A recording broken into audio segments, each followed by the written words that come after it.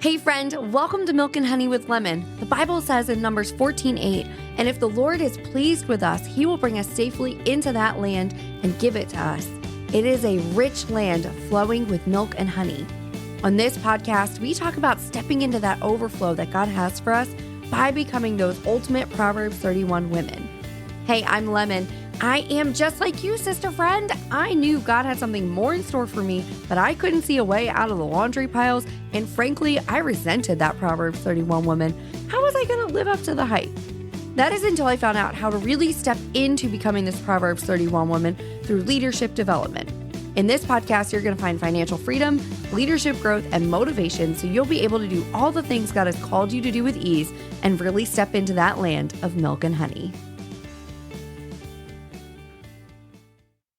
Hello, sister friend, and Merry Christmas. I'm sure you're very busy today, and so I wanted to just pop in and say Merry Christmas. Whether you're sipping hot cocoa by the fireplace this morning, or maybe you're still wrapping some presents.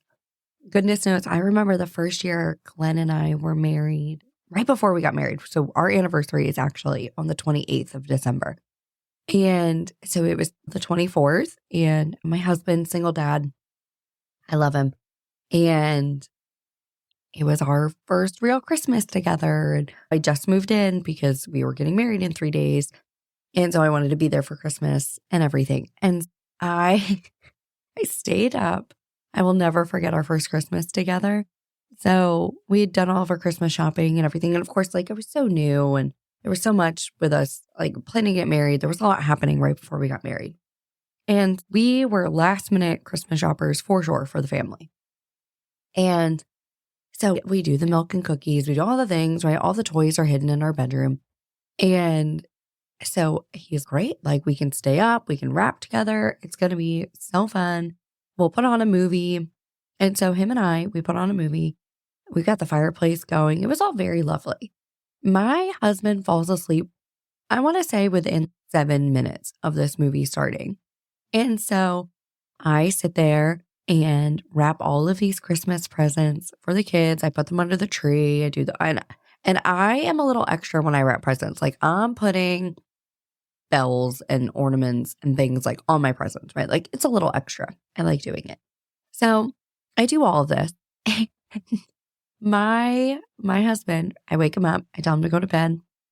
Of course, he walks right past the tree and everything because he's tired. Kids wake up the next morning. They come running in and they're so excited. And my husband rolls over and looks at me and he's, babe, how did this happen? He's like, there's presents under the tree and the kids and they're wrapped. And I was like, welcome to having a wife. Welcome to what it's like to have a wife. I got to make Christmas magic happen and you fell asleep and it's fine. But he was like, thank God for you. And it's been really beautiful to see how that sort of worked in our relationship the entire time because my husband works full time. And so listen, he's a little tired. He's in our band at church. He's involved with some local organizations and stuff. And so he's busy, right? He's going to men's night at church. He's doing things. Not that I'm not doing things, but I can take a nap in the middle of the day if I want to, and he can't. So there have been so many times where he is just nodded out. Let's watch a movie as a family. And then he's asleep within 10 minutes type of a thing, which is fine. It's fine. That's our relationship where I will happily make dinner and then he's asleep on the couch. No biggie. I can handle it. And so I just think back to that very first Christmas that we had, and it was so special to me. It was such a special time. It's something we laugh about now 5 years later. So it's our 5-year anniversary this week.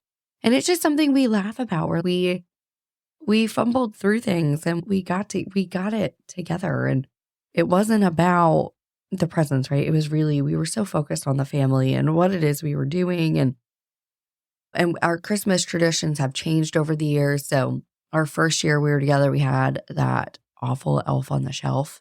If you do Elf on the Shelf, props to you, Mom, because that's a lot of work to move that elf and be creative and do it. No, absolutely not. No, it's a no for me.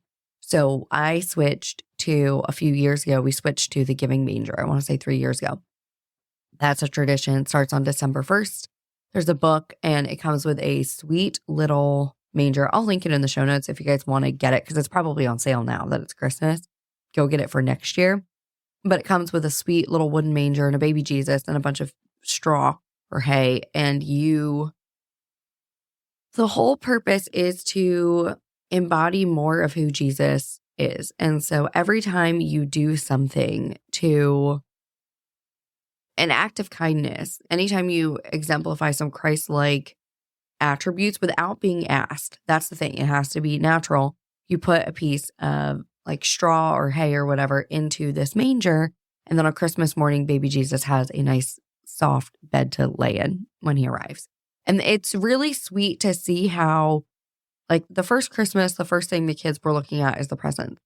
Now we're approaching middle school here, and they still look for baby Jesus in the manger first before they worry about the presents. And I just think that is so sweet the way we've changed that tradition around here and what that's been able to do for our family. I wanted to just share some of like my favorite things that we do at Christmas, some of my funny Christmas memories with you. I am praying that today is a good day for you, whether you are hanging out with family or maybe you're divorced and your kids are with their other parent today. I just want you to know that I see you and I'm here for you. And I pray today is a special day and that you are just feeling the love and the warmth of Christ today as you celebrate. I wanted to keep today super short for you because I know that you've got a lot of things going on. I'm excited for what is to come in the new year. This will be the last episode of season 2. Season 3, I'm still dropping it on January 1st. And you're going to hear my whole backstory. You're going to hear my whole story. You're going to hear my relationship with pharmaceuticals. You're going to hear how I came to the Lord. You're going to hear all of that on January 1st. And I'm very excited to share that with you. As we wrap up this Christmas Day episode, I want to express my deepest gratitude for you, for being a part of this community. Your presence and support means the world to me. I get messages from you all so often, every single week, just sharing what this podcast has done for you and what it means to you. And so I just want to thank you from the depths of my soul because it really has made a difference in my life. I want to remind you that Christmas is not just a day, but it is a feeling that we get to carry in our hearts all year long. And so from my heart to yours, I wish you a day filled with love and joy and the warmth of the Christmas spirit. And so until 2024, Merry Christmas and have a happy New Year. Hey friend, what a joy it has been to share today's journey with you. If you found a spark of inspiration or a nugget of wisdom that resonated, would you bless someone else by sharing this episode with them?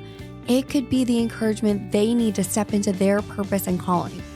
Also, if you could spare a moment to leave a review, it would mean the world to me. I really appreciate your feedback and it really helps our community grow. Remember, the road to discovering God's call for you isn't one you have to walk alone. So join me again next Monday for another episode where we'll continue to explore the depths of leadership and the heights of our heavenly calling. Until then, keep seeking, keep growing, and keep trusting in His plan. God bless you, and I'll catch you on the flip side. Bye, friend.